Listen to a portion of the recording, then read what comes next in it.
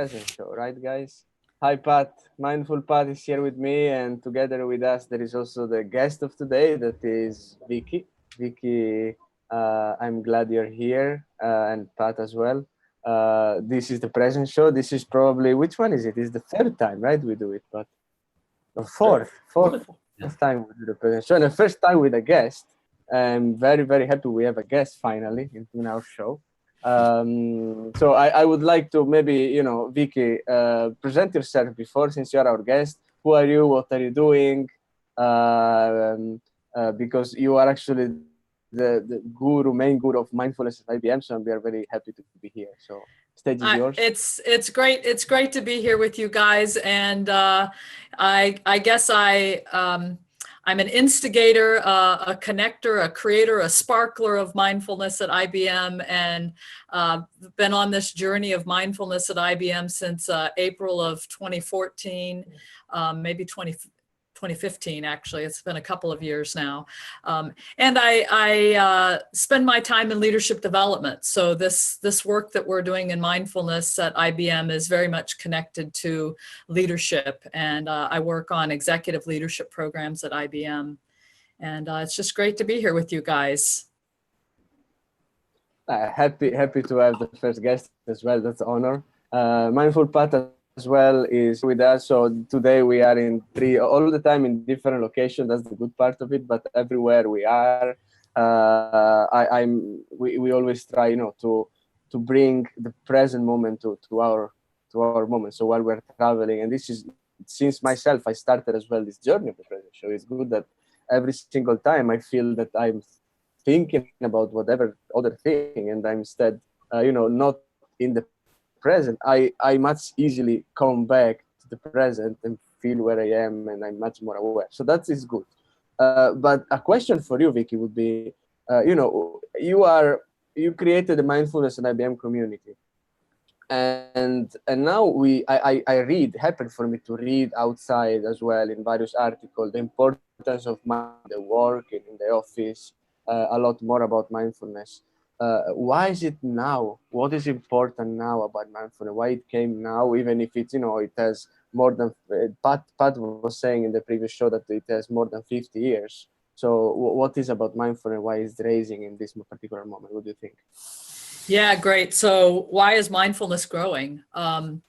Mindfulness is growing, I think, because of increasing levels of stress, often very much related to technology and the 24/7 nature of the world we live in. We can be on 24/7. Our devices, we're addicted to our devices.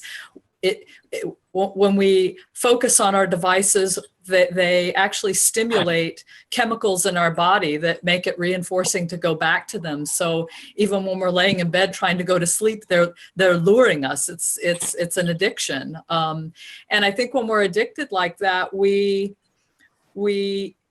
sense that there's something else that life could be about. And so there's a desire for something. We're not quite sure what it is. And when we're always fired up and stimulated chemically, we burn out. Like, our bodies aren't designed to be awake and moving and thinking and doing and responding or reacting 24 hours a day. Like, there's a recovery period that's needed.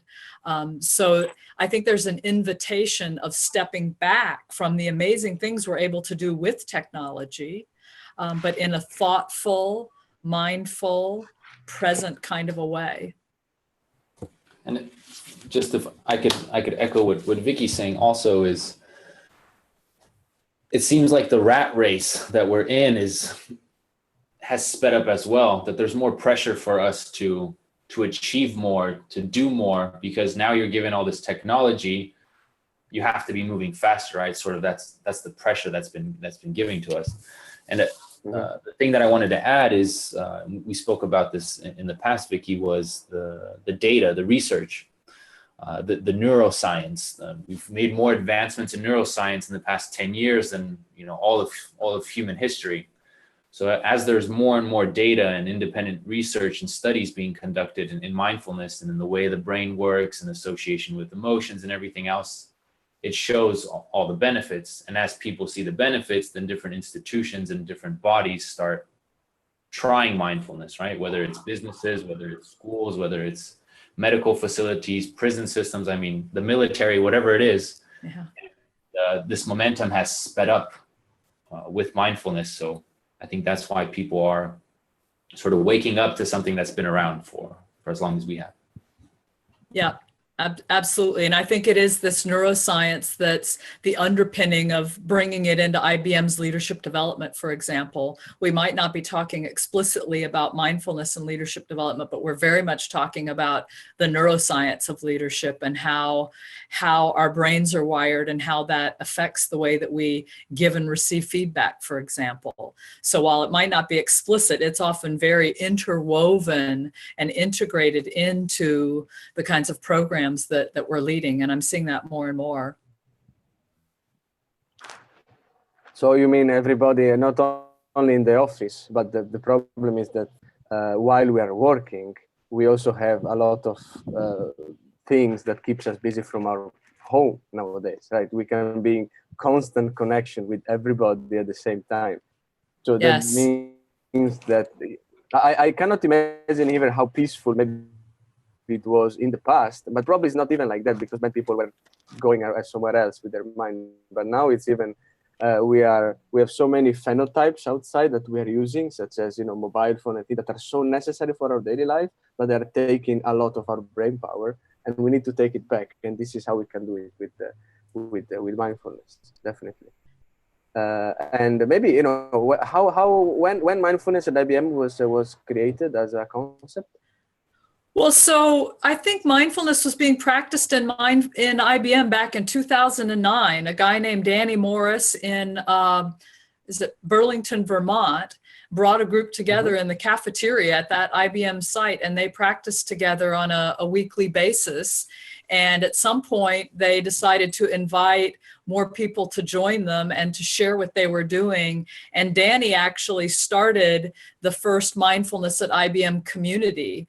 And when I found that community in 2015, there were 230 people in our community. And so we didn't start from scratch in 2015. There's actually a heritage of this happening. And I would add that the roots of mindfulness and what really got the momentum going, I believe, is the focus on mindfulness for well-being and how mindfulness can promote our health. And a group in IBM Australia and New Zealand actually worked with a company called Smiling Mind to create a corporate mindfulness app, really with the focus of helping reduce stress, helping reduce burnout. And they successfully piloted this app with IBMers. And my entree into mindfulness was when my leader asked me to lead lead a pilot of 1,000 leaders from across the globe to try this app. And I thought, well, how am I going to connect this group of leaders together? I'll create an online community. And I was about to click a button to start a brand new one. And I thought, I wonder if one already exists. And now you see how what started in Australia and what happened in Vermont kind of came together and were the seeds that got us going here at IBM. So that's a very nice story. And from you, I mean, if we talk about not the mindfulness as such, but from like in terms of leader of mindfulness IBM, but what does it mean, mindfulness, for you? And when you discover it and how it helps you, actually helped you in the past? Yeah, so when I think of mindfulness in a word, I think of awareness. And if I want to think of mindfulness in 2 words, I think of awareness and openness. So just being present in the present moment, awake to what I'm seeing, hearing, feeling, smelling, tasting, saying, really experiencing life. And mindfulness, the term mindfulness came into my life around 2015, maybe a little bit before I started, reading about it. But mindfulness, I guess I was into mindfulness before mindfulness was cool. About a dozen years ago, I was going through kind of a midlife crisis, was sort of ready for a job change. I had been the victim of a phishing scam and was really worried about what was going to happen, financially, based on that. And I just reached a point of needing to pause and turn to yoga. So I started practicing yoga, picked up a book called Meditations from the Mat by Rolf Gates. And I've read through that book 6 different times. It has daily reflections. So Rolf Gates really influenced my early thinking. And my IBM leader 12 years ago in learning, Diana Bing was the head of IBM Learning at the time, invited me and all 100 of the people in her organization to go through a program called Radical Leadership. And radical leadership, I believe, is truly based on the foundations of mindfulness. Let me share with you the definition of a radical leader and see if you think so. A mindful leader is aware and awake to what is, while completely responsible and at choice for creating what she wants. So we were noticing through this leadership experience that what's happening to us. And when we're experiencing something that's kind of overwhelming, taking a moment to just take a breath. And in that breath, we can shift so that we respond to what's happening versus react.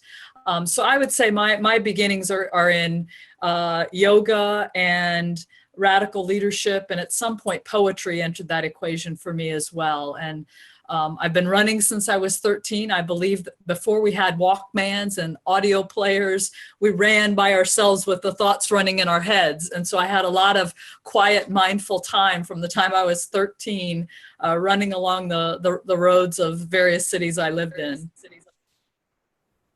So like Mindful Pat says, usually we are always every time mindful, but if we practice mindfulness, we can be even more mindful during the day, right, Pat? Right. It's building muscles, right? It is called mindfulness practice for a reason. Absolutely. So let's close our present show for today with our usual mindful minute. Mindful Pat, what do you today, or Vicky?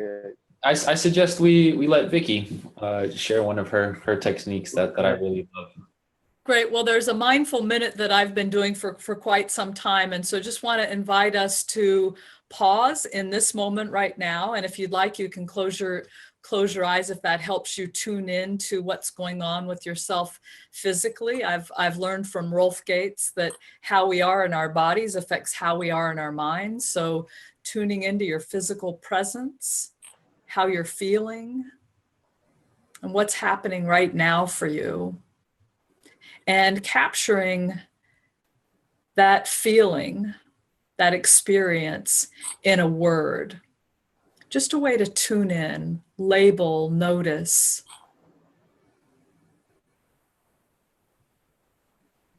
And we can do this at any point in any day, at any time. And I think that's the beauty of mindfulness practices is we can do them anytime, anywhere, in any of a variety of ways, but just pausing to notice and to open to our experience. And if we can label it, sometimes that helps us begin to identify our emotions and our feelings, which we so often just move right past.